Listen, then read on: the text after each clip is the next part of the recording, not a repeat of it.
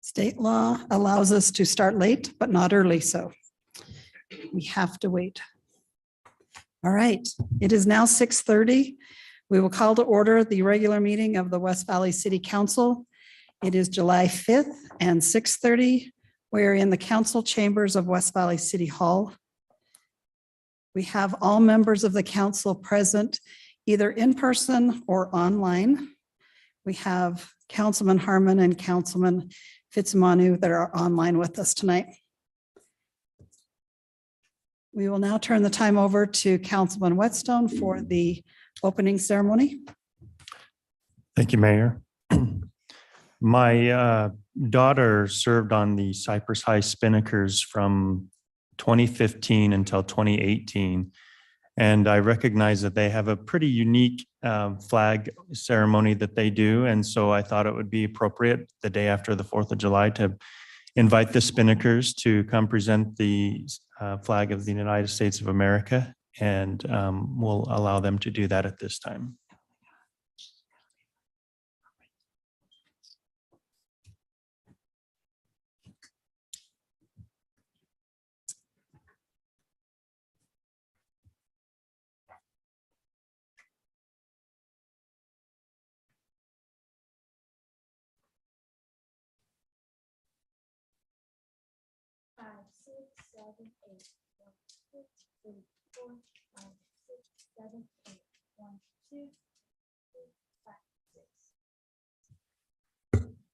Please join me with the Pledge of Allegiance. I pledge allegiance to the flag of the United States of America and to the republic for which it stands, one nation, under God, indivisible, with liberty and justice for all.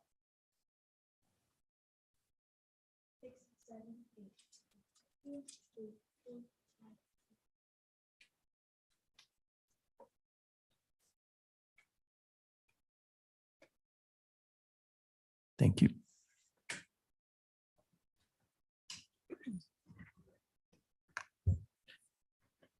Thank you. We will now turn to our minutes of June 28th, 2022. Do we have any discussion or a motion on the minutes? Motion to approve. Second. Thank you. We have a motion and a second. All in favor, please say aye. Aye. Thank you. And those passed unanimously. All right. We now have a proclamation for July of 2022. It's our Parks and Recreation, and Councilman Hoon is going to read that for us. Oh. We're going to read that. Yeah. Thank you.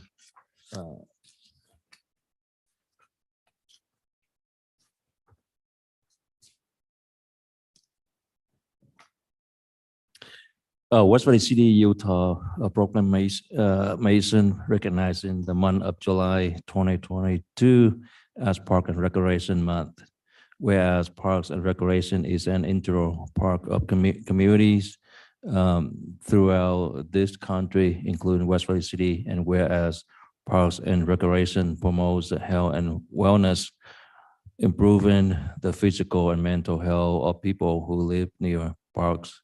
And whereas Parks and Recreation promote time spent in nature, which possibly impacts mentally health by increasing cognitive performance and well-being, and eliminating illnesses such as the depression, attention deficit disorder, and Alzheimer's disease. And whereas Parks and Recreation encourages physical activities by providing space for popular sports, hiking trails, swimming pools, and many other activities designed to promote active lifestyle. And whereas Park and Recreation is a leading provider of healthy meals, nutrition services, and education, and whereas Park and Recreation programming and education activities such as out of school time programming, youth supports, and environmental education are critical to child support development. And whereas Park and Recreation increase a community's economic prosperity to increase property values, expansion of local tax base, increase the tourism, attraction and retention of businesses, and crime reduction. And whereas Park and Recreation is fundamental to the environment well-being of our community, and whereas Parks and Recreation is essential and adaptable infrastructure that makes our communities resilient in the face of nature disaster and climate change. And whereas our parks and natural creation areas ensure the ecological beauty of our community and provide a place for children and adults to connect with nature and recreate the outdoors. And whereas the U.S. House of Representatives have designated July as Parks and Recreation Month, and whereas West Valley City recognize the benefits of parks and recreation resources. Now, therefore, we, the mayor and the city council of West Valley City, Utah, do hereby proclaim and recognize July 2022 as Park and Recreation Month. Thank you. Thank you. All right, we'll now go to our public comment period. I will note at the beginning, we have a comment period for a application. And so if you're here for that one, if you would like to wait, you can wait on that. And then this comment period is more for just random, whatever you would like to speak on. So our comment period will be limited to 30 minutes. Any person wishing to comment shall limit their comments to 5 minutes. Upon recognition by the mayor, you will approach the microphone. If you did not sign up, would you give us your name and address? Otherwise, just your name would be great. Please direct your comments to the mayor, and no one addressing the council tonight should expect any kind of exchange. We're here to listen to your comments, and that 5 minutes is your 5 minutes. And we will be able to respond if appropriate after in that same 30-minute time period. And it's just one time per the comment period to come up. So we have a sign-up sheet. If you were really here for the public comment on the other issue, just raise your hand and we'll move on. So speaker 1. I'm here for the house. Okay. And speaker 2, same. And speaker 3. Yep, Quinn. Yep. Yours is totally different. Ask permission to approach her. Yep, no, you're fine. Okay. Good afternoon. My name is Quinn Cotter. Yesterday, we celebrated the 4th of July and launched some fireworks in our residential street. And last week, I drove past the Centennial Park and saw the fireworks restricted sign. and did some research and found that looks like there was an ordinance passed in 2011 that restricted the lighting of fireworks in the parks or the West Valley City property. And I was just curious if that could be, if we could look at that a little further, because the parking lot of a park is a nice place to light the fireworks. It's open, it's away from houses. That's my comment. Okay. And I had a second one too. I'm running for House of Representatives of the Utah State Legislature and wanted to know, as a city council, what your biggest concerns are for West Valley City. Because District 26 encompasses a large swath of West Valley and most of Magna. And I wanted to know at a state level, how could I work with you on the West Valley City concerns that you have to protect our citizens and Utahns? Thank you. Thank you. All right, speaker 5.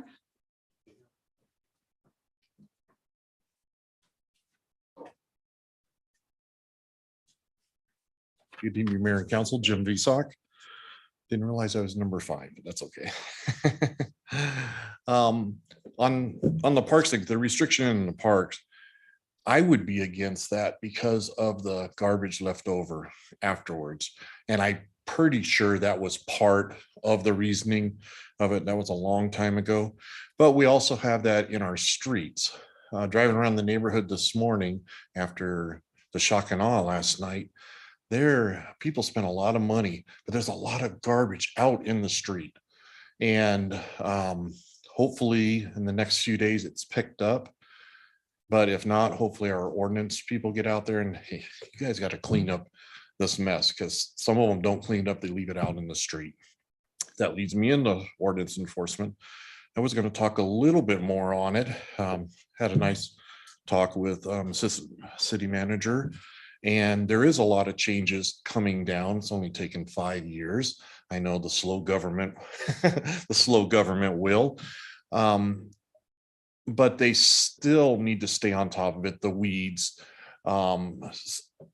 drive down. I drive 41 and 35 too many times a day back and forth. I don't get on the freeway, so I get terrible gas mileage. There's weeds on the empty lots. Why are they business? There's some old closed down business. I know we have an ordinance enforcement just for business. He needs to get on those on 35 especially. There's only a few. 41, there's some properties where the one that they keep running into the fence, we all know the corner. But they need to take care of that, because that looks bad for the city, especially as much money as we spent putting those fences and stuff up. And we need to keep up the image. It's all about the image, taking care of the neighborhoods. But they also need to drive around their beat. Dumpsters are coming to my neighborhood this week, so I organized it, so I had to go hand out the flyers, 150 homes, so I had to walk that. And there's one cul-de-sac just up the block from me. Beautiful, every single home except one on the end. And the gentleman came out and he was loading his car with the branches, or his truck. And I told him, hey, the dumpster's coming. And then I asked him, I said, is this a rental next to you? Yes. Weeds that high, trash everywhere. I said, call in, get them out here. And get it taken. Oh, I can do that. They didn't know that they could do that. So, but he shouldn't have to do that. The ordinance people should be out. It's a corner house. It's easy to see in my area, but there's several of them. There's the one that's in the corner by the Sen Academy. I know the last is, I want to say it's like 3485, right on the corner. Every single year, it's a issue with the weeds growing. They've got an accumulation of brush. They park wherever they want, but looks really, really bad. And there's a lot of traffic of kids going to a Sen Academy. So I just want them out there and not speeding through the neighborhoods. So parking of semis. This weekend, like I said, I drive 2 main streets, not less than 10. And on 5400 West, and I only counted as one, there was a semi towing 2 other semis, they stack them, parked on the street. So it's multiplying throughout the city. And I mean, I'm not driving down blocks. These are what I can see from the 2 main, from 41 and 35. I don't know how many of our parking guys worked, probably not very many, but we need to take care of this. And it's not just semis, it's the trailers, it's the construction trailers. I pick on the semis, the tow trucks that aren't supposed to be there, the big trucks. It's not always the great big semi, it's the other big delivery trucks that aren't supposed to be there. And they take up a lot of stuff on our streets. And now to parks. You guys just proclaimed Park and Rec and the Parks Department. The parks this weekend's the trash was just, I know it's a long weekend, but we're going into summer. There'll be more people. I learned last year campaigning that majority of the people in our parks are from other areas and they don't treat them as nice as the residents do. And there's lots of trash. And so I think we need more people on the weekends, making sure that our overflowing cans aren't just being taken care of on Mondays or Tuesdays, by one or two park guys, we need more of that. So our city stays clean and beautiful. And I'll leave it with that. Thank you. Was there anyone else that wanted to speak that did not sign up? If you'd come to the mic and give us your name and phone number, address, not your phone number. That's a tease. A total tease. Hi, my name is Miles Wynn. I live at 27. I'm homeowner at 2766 West, 2890 South, 84119. I'm just coming today to speak also about fireworks. I'm not the only one mentioning it. But I called non-emergency last night just to find out about the noise ordinance as far as fireworks go. And they said normally the noise ordinance is 10 p.m., but on the 4th at midnight. I start work at 6 a.m. And so I feel like if the 4th falls on a weekday, there should be something that says the noise ordinance needs to be, enforced at 10 p.m. like everything else. If it happens on the weekend, well, I guess maybe there can be more leniency there, I guess, to midnight. I feel bad for anyone that has to work on a weekend. But that was my big concern is, I got to start work at 6. They were going off until well after midnight. Not to mention I live right behind, there's a church on 2890 and across street there. And people were doing donuts in their cars in their wild hours of the night and stuff like that. And I also have a dog. My dog, I'm sure a lot of people know, not fans of fireworks. My friend has a cat. The cat hides under the bed and couch all night, all day for days after, just because the trauma and what have you. And so I was just saying if some kind of consideration could be made about the noise ordinance if the 4th does fall on a weekday. I just think it's a little inconsiderate to people to the majority of the population that have to start work the following day. The other thing that just came to mind as well, because people mentioned trash, same thing, like on my block, there's people lighting off fireworks all the time, all night, and they don't pick up after themselves. It ends up in my yard. I like to conserve water, so I pretty much leave my lawn to almost die. But again, I'm nervous that my lawn's going to catch fire, stuff like that. I have no say in where these fireworks go or land or anything like that. So it's a concern of mine. I don't want my house to catch fire. I don't have to call the fire department unnecessarily. And then the other thing I wanted to mention too, kind of in regard to everybody else as well, just overflow of trash bins in general on my block. It seems like they go well over the top, and my driveway is kind of like a wind tunnel, and it just catches a ton of trash. My park strip, same thing. I did the Flip Your Strip program, and my park strip just catches tons of trash from everybody's overflow, and it's things like dirty toilet paper, things I don't want to touch, and I have gloves, granted, but I shouldn't have to. So those are kind of my main concerns. Okay, thank you. Yeah, thank you very much for your time. Okay, was there anyone else that wanted to speak?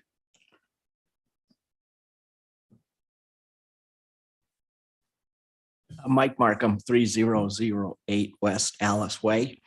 Kind of relate to what Jim says about the semis parking and the trucks parking. And, if they get a ticket, $25, I think it's 25. It's pretty cheap storage, pretty cheap parking for a big vehicle on the street. Why can't we set it that if they get a second ticket within 30 days, they don't get the discount?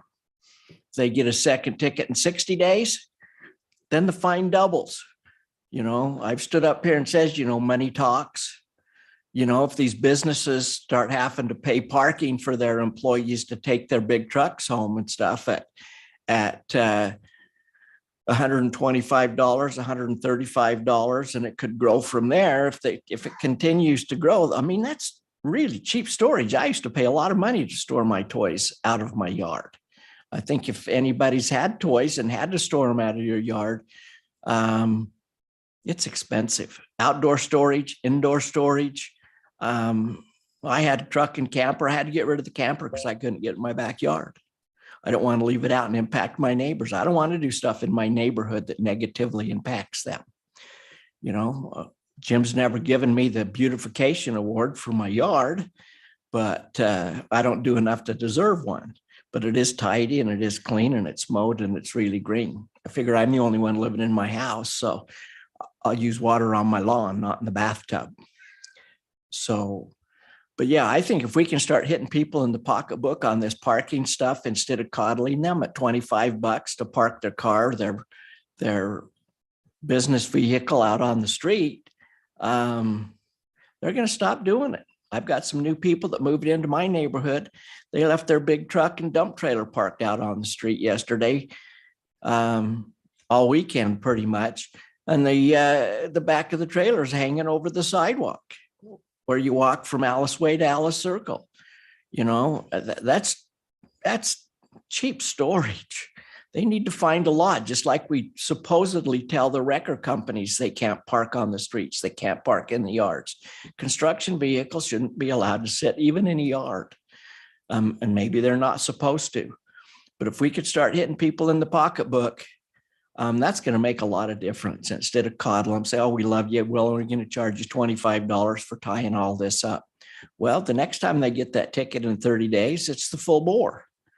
And the guy gives that to his company to pay it, he's going to quit bringing that company truck home. So if we could step up and start finding people and using real money, it'll make a lot of changes, I think, because most people can't afford to just keep giving away hundreds of dollars. So that's my story and I'm sticking to it. Thanks. Thank you. Was there anyone else? Okay, and I don't see anybody online. So we will close the public comment period and I'll turn it to the Assistant City Manager. Ms. Cottle, did you have any comments? No, thank you. Not today, Mayor. Okay, and to the council, any comments? Okay, thank you. We do appreciate your comments and we do listen. So these will probably be brought up in a study session very soon. All right, we'll now go to our public hearing. And this is referring to application Z8 2022. Ms. Cottle. Thank you, Mayor. This is a request for a zone change from agricultural to R18. The address is approximately 3789 South, 5200 West, and the overall size is 1.93 acres.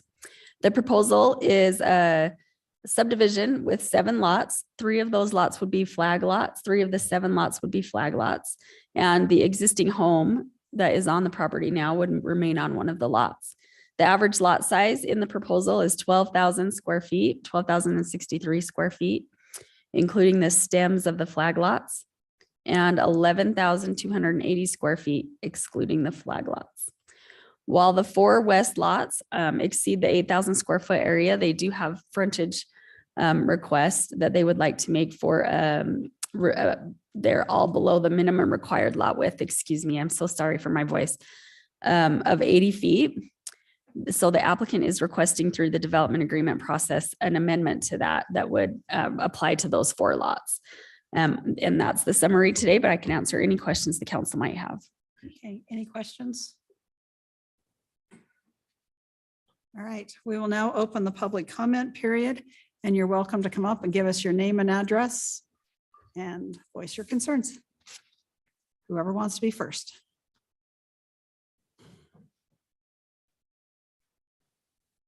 My name is Becky Ruckert.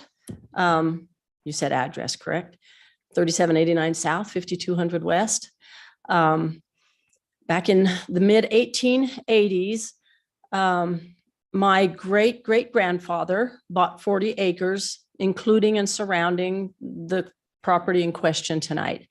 And he bought that property to be able to bless the lives of his family. And for over 5 generations it has, as they've divided it among children and grandchildren. And almost 100 years ago, my grandfather, on the section that we're talking about today, built a beautiful home. He did most of the work himself. This was a love of his life, was this property.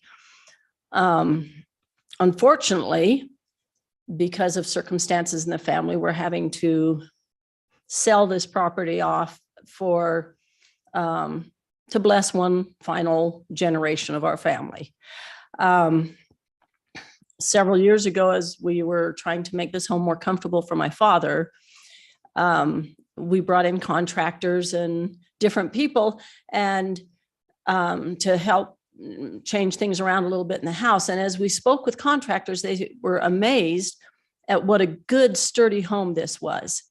And from the foundation to the roof, it has stood the test of time. It's been a good, sturdy home. And as my uncle sold off his land, I don't see a time. As my uncle sold off, There's not a time. oh, restraint okay. on this As my one. uncle sold off his land, the people that bought that land and put in a street just north of our property, they thought it would be a good idea to name it after what people had called this home and lawn for the last 100 years. It's been known as Days Park or Days Lawn because many community events have happened here. And so Day Park Drive is named out in honor of our property. And while I hate to see it go, it would be a travesty to have the home destroyed. That's the only thing I'm here to talk to you about tonight is please keep the home. It's in perfect shape. It would stand as a testament to our family for many years if you allow that to stay. And if you could ask or thank Mr. Whetstone for me for bringing the Spinnakers tonight. It was so fun to see the Saber girls again. Thank you very much. Thank you. Is there anyone else that would like to speak?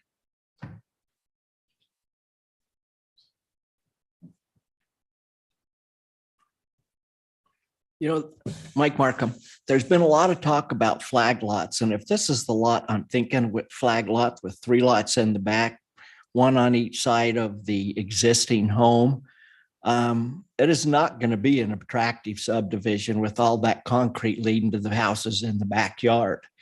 And personally, I wouldn't want somebody living in my backyard that are not good people.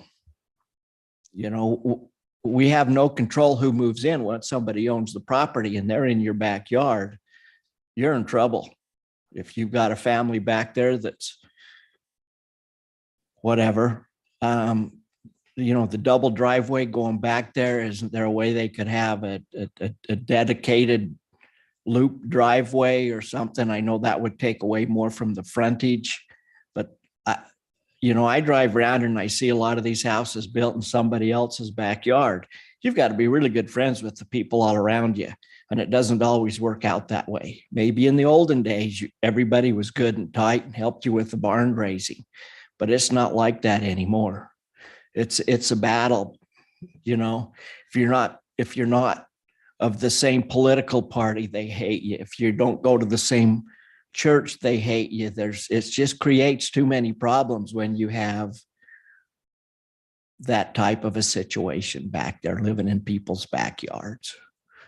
And I know they don't want to tear the old house down, and I don't blame them, but they need to come up with another way, I believe, to make that lot work, that piece of property. Thanks. Thank you. Okay, we've got one in the back and then we'll come up here to you. Jim Vsop. My only concern with this project and being in the study meetings is the double driveway for the flags, and being as it's shared. I don't personally like the flag lots, but if it was 1 and 1, that would be more acceptable. But having that double one down there, like Mike was saying, if you don't know your neighbors, you know, there could be problems with snow removal. I mean, who's going to do that? Are you going to do both sides of it? You don't know what the issue could be. And that's my main concern, is that double flag. Otherwise, you know, the project I think would be a good one. And maybe they ought to keep that centerpiece with the house, and it's a beautiful thing, and make it all a nice tribute thing, and just have the sides. 1 flag, not the double. Thank you. Did you want to speak? Sure. Okay.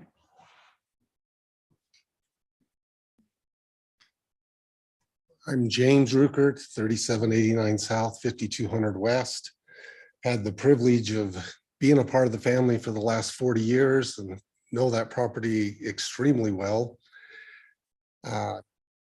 Really, the reality is no matter where you develop and all the houses that were developed around it, all became smaller lots. Anytime you have a smaller lot, you're going to have a neighbor a little closer than you would otherwise. I know because throughout the 40 years, we've had all the neighbors of all the homes around us that are on the smaller lots that have lived in that area. That's really not an issue. If you look at the zoning you're talking about as an R18, the lots are all larger than an R18. There's plenty of room for people to have neighbors around them and to have it taken care of. The purpose of the planning in general through the last year and a half that we've been looking at different ideas on this all flow into the idea of trying to find a way to give each person a nice private home with neighbors that are still there, but not quite as close as they could be if it was in a much smaller lot. That's the intent behind it. There are lots of different options. Every subdivision could be built differently to accommodate different people. But the reality is this one has been designed in a way in which it helps to give everybody an opportunity to have access to the road and be taken care of. Thank you. Thank you. Was there anyone else wishing to speak? Do you want me as the developer to talk or? That's totally up to you. Oh, okay. And then I'll get to you next. Okay. You can go ahead. Okay. I didn't know if you had a designated time for me, sorry. No. Ken Milne, Arcadia SP, I'm the applicant on this proposal. I appreciate the council and the consideration of this proposal in the initial plat. We put a lot of thought into this and spent a lot of time on it, just trying to figure out. It's a unique piece of property. There's a lot of heritage to it for sure. And we try to figure out what would be the best fit for the neighborhood, the best fit on this home. And there was a couple of reasons behind our thought process I want to share with you.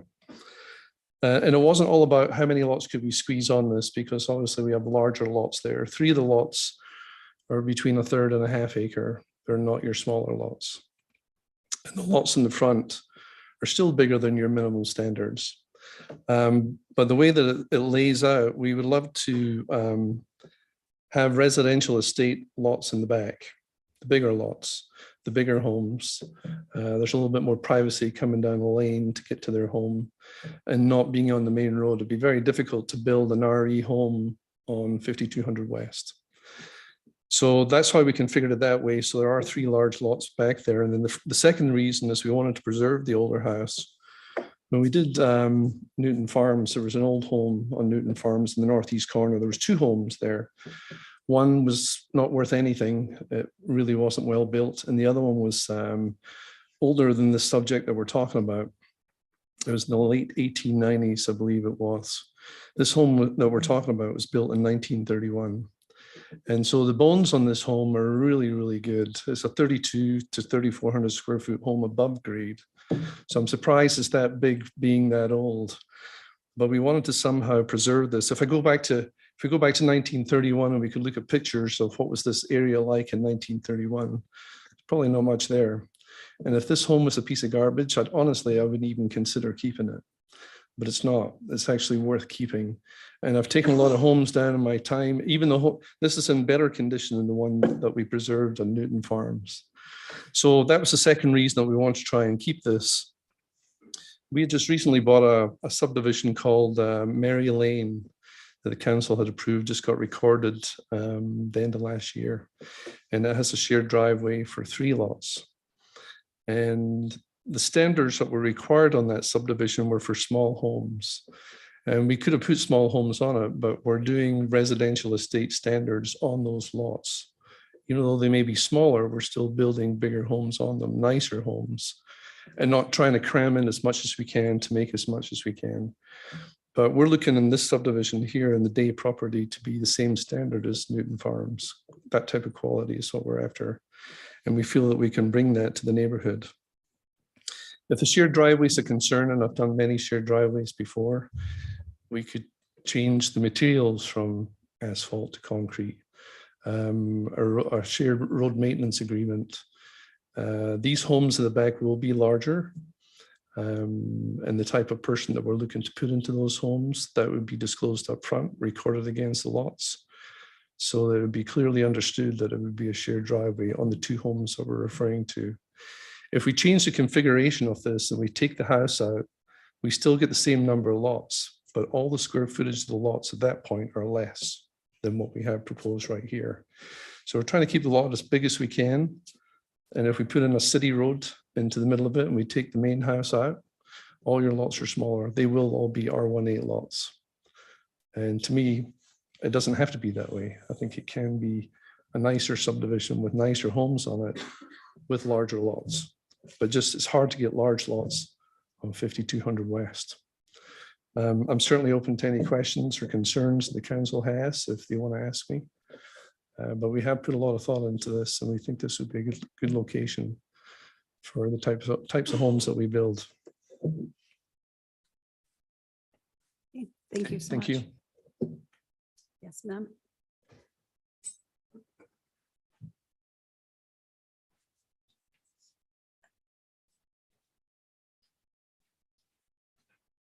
I wasn't planning on speaking, so.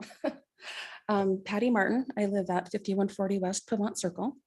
Mr. Day was our backyard neighbor. Beautiful property. We've lived there for 30 years. And have seen a lot of really fun activities at the property. Our wedding also, 21 years and 5 days ago. It's a beautiful property. I'm glad to hear they're talking about keeping the house. But having a bunch of homes in our backyard is a big concern of ours, obviously, as well as the size. I don't think anybody really wants to go out in their backyard and have somebody on a second story looking down on them. There's also the concern I have about the trees. Obviously, it's a beautiful property. I don't know if you guys are familiar with it. A lot of wildlife. There's hawks, there's owls, of course, raccoons, but they're also cute and fun when there's not too many of them. Anyhow, that's just my concerns about the lot sizes, how close they are to the properties. We have about 100 feet that we share with that property line. So, you know, having fewer homes close to our property line, I think is our main concern. So, thank you. Okay, thank you. Was there anyone else? Okay, and did we have anybody online? Were you able to see? We don't, Mayor. Okay, thank you. All right, we will now close the public hearing portion of this discussion. And I will turn it over to the council for discussion, motion. And we'll start, our first action item will be ordinance 22-26.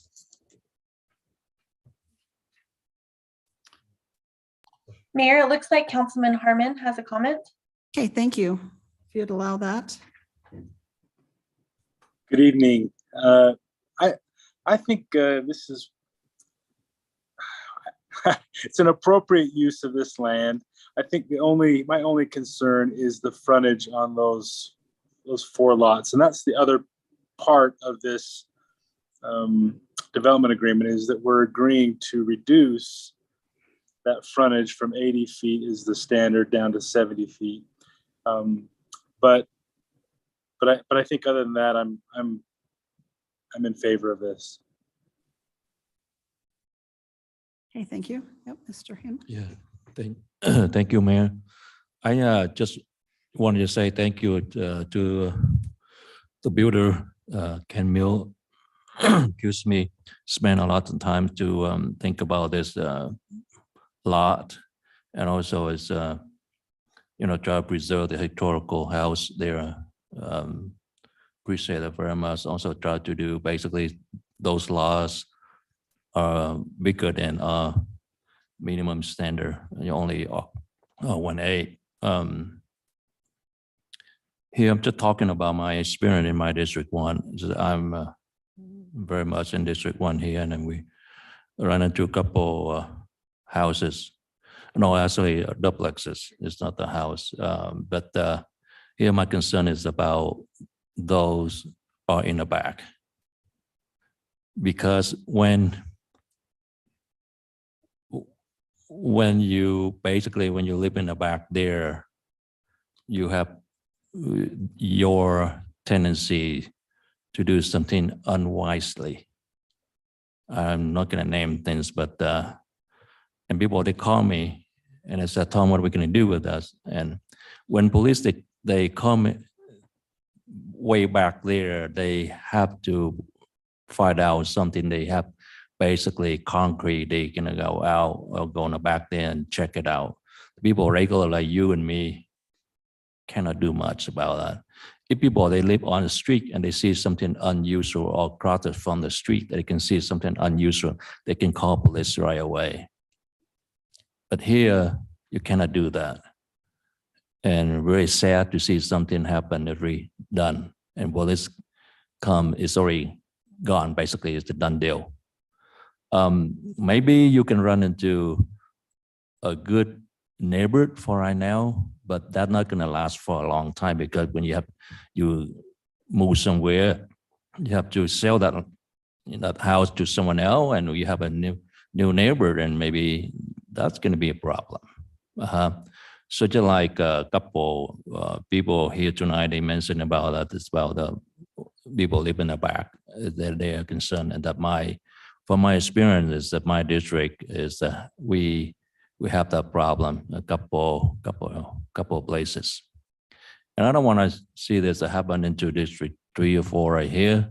It's a beautiful place, but I'm not going to vote yes for this one. Just let you know that. So I'm not a huge fan of flag lots either. I did ask, during study meeting about if the home were to be removed, could it be a different scenario? And Steve Patrick, CED director, mentioned that just given the dimensions of the existing lot, that there weren't a whole lot of other options. And then with regards to the frontage, having served on the Board of Adjustments, I've seen the city make variances for frontage based on the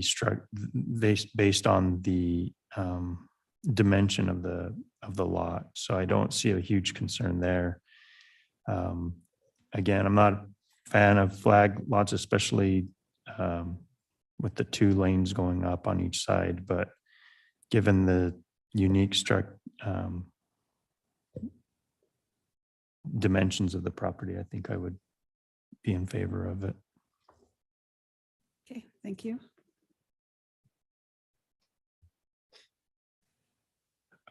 I have some similar concerns, but the builder, Ken Milne, has been a great partner with the city. He pioneered residential estates in our city when many other developers wouldn't touch it, and showed that it would work. He produces a great product. This is a strange shaped and size lot, and I think that this is a good compromise. Even though it might not be ideal, it's great to preserve this historic home. And with that, I am going to make a motion that we approve ordinance 22-26. Second. Okay, we have a motion and a second. Ms. Kamic? Oh, was there any other comments before I? Okay, we'll turn the vote over to Ms. Kamic. Councilman Fitzie Umanu. Aye. Councilman Whitstone. Yes. Councilman Harmon. Yes.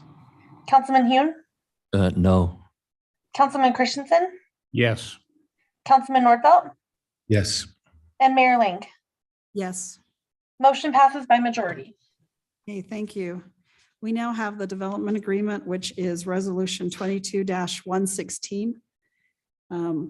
So just so the audience knows, we do study all these a week or 2 in advance, so that if we have questions, we can get them cleared up in advance.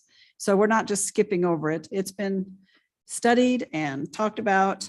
And so tonight's just the final decision making. So did anybody need any other information on the development agreement? And I don't know at this time if you'd want to add in the cross agreements that would go on the deed that says that this is a shared driveway. But I'll leave it up to you guys to make a motion.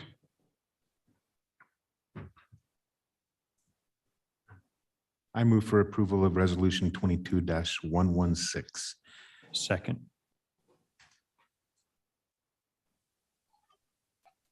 Any other comments? Do you see a need to add that to the motion for the shared deed information or not? No, I don't think No? we need to add that. Okay. All right, we'll turn it to Ms. Kamic. Councilman Nordfelt, Yes. Councilman Christensen, Yes. Councilman Hune, No. Councilman Harmon, Yes. Councilman Whitstone, Yes. Councilman Fitzie Umanu, Aye. and Mayor Ling. No, Motion passes by majority. thank you. All right, we will now move to our resolutions. Resolution 22-117, and I'll turn it to Ms. Cottle. Thank you, Mayor. Each year, the city is required to engage an outside and independent audit firm to audit its operations of all sorts. Kennington and Christensen auditors have demonstrated both experience and proficiency with that task. They have done multiple audits for us and municipal, and they have a lot of knowledge about our municipal audits and of city operations. So the recommendation is that these services be engaged with Kennington and Christensen for $91,500, source of which is the general fund. Okay, thank you. I'll turn it to the council for discussion or a motion. Move to approve resolution 22-117. Second. Okay, we have a motion and a second. Any further comment? Okay, Ms. Kamic? Councilman Fitzie Umanu, Aye. Councilman Whitstone, Yes. Councilman Harmon, Yes. Councilman Hune, Aye. Councilman Christensen, Yes. Councilman Nordfelt, Yes. and Mayor Ling. Yes. Motion passes unanimously. Thank you. We will now go to Resolution 22-118. This is an interlocal agreement with Salt Lake County for the maintenance of 7200 West. I will spare Ms. Cottle having to talk any more than she has to. So I will turn it to the council for discussion or a motion on this item. I'll move to approve resolution 22-118. Second. Thank you. Any further discussion on the motion? Seeing none, we will turn it to Ms. Kamic for a roll call vote. Councilman Nordfelt, Yes. Councilman Christensen, Yes. Councilman Hune, Aye. Councilman Harmon, Yes. Councilman Whitstone, Yes. Councilman Fitzie Umanu, Aye. and Mayor Ling. Yes. Motion passes unanimously. Thank you. We now have Resolution 22-119, which is a document declaring West Valley City's support for Utah's bid for the Winter Olympics in 30 or 34. So it's a pretty easy. We enjoyed the Olympics here before, and we look forward to them coming back. So with that, I'll turn it to the council for a discussion or a motion. Motion to approve resolution 22-119. Second. Thank you. Any further discussion? Seeing none, we'll turn it over to Ms. Kamic. Councilman Fitzie Umanu, Aye. Councilman Whitstone, Yes. Councilman Harmon, Yes. Councilman Hune, Aye. Councilman Christensen, Yes. Councilman Nordfelt, Yes. and Mayor Ling. Yes. Motion passes unanimously. Okay, thank you. We will now go to our new business, which is to consider application SMI 4 2021. I'm going to turn this one to Ms. Cottle. Okay, again, I apologize. This is a final plat approval request at 5470 South, 5600 West. This is a subdivision that is 2 lots on 2.06 acres Each lot is approximately 1 acre. Currently, the C2 zone requires 20,000 square feet and in each of those. And access from this subdivision will be gained from 5600 West. The proposed subdivision is bordered on the north by a Chevron gas station and on the south by property owned by UDOT. Okay, thank you. I'll now turn it to the council for discussion or a motion. I move for approval of application SMI -4 2021.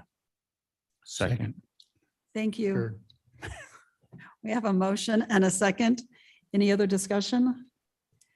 Seeing none, Ms. Kamic? Councilman Nordfelt, Yes. Councilman Christensen, Yes. Councilman Hune, Aye. Councilman Harmon, Yes. Councilman Whitstone, Yes. Councilman Fitzie Umanu, Aye. and Mayor Ling. Yes. Motion passes unanimously. Thank you. We will now go to application SMI 320-22. This is an application asking to subdivide 2 parcels in the mall parking lot. They are both occupied and they are doing this so that the individual building owners can own their buildings. So I'll turn it to the council now for discussion or a motion. Can we approve both? Are these 2 separate applications, SMI 3 and 4? Yes, it is. Good catch. Sorry about that. So we'll do them one at a time. Unless Ms. Kamic tells us we can do them together. Mayor, they can be taken together since they're for similar items. Okay, thank you. So I'll motion to approve SMI 3 2022 and SMI 4 2022. Second. Thank you. Any further discussion? Okay, we have a motion and a second. Ms. Kamic? Councilman Fitzie Umanu. Aye. Councilman Whitstone, Yes. Councilman Harmon, Yes. Councilman Hune, Aye. Councilman Christensen, Yes. Councilman Nordfelt, Yes. and Mayor Ling. Yes. Motion passes unanimously. Okay, thank you. We have no need for a closed session, so we just have one more motion. Motion to adjourn. All in favor, please say aye. Aye. And we are adjourned. Thank you for coming out tonight.